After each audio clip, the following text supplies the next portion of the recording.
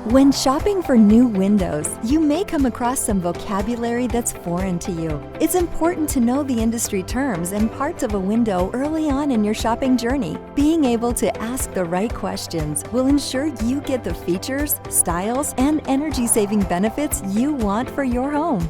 Here is a rundown of the parts of a window and the important terms. The window frame is what attaches to the wall of your house. Frames hold all the components of the window and are made up of the head, which is the top part of the window frame, jambs, the vertical pieces on each side of the frame, and the sill, the bottom horizontal piece of the window frame. The window sash is what holds the glass and can be movable or stationary. There are multiple glass options for windows. Glass can be clear or low emissivity, also known as low E. Low E glass is coated with a thin layer of reflective material to improve energy efficiency. It comes in a variety of different performance levels.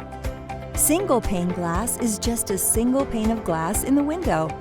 Double pane glass is 2 panes of glass with an air or gas-filled insulating space between them. Triple pane glass features a more energy-efficient 3 panes of glass separated by air or gas.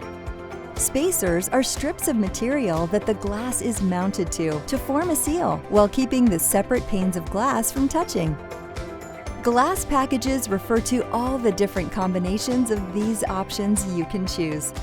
Window hardware is known by several terms. They include locks, keepers, and latches. Hardware can be flush-mounted, cam action, or folding nested handles. They are often available in multiple colors and finishes. Grids and grills are both commonly used terms for the decorative horizontal or vertical bars installed between the glass panes.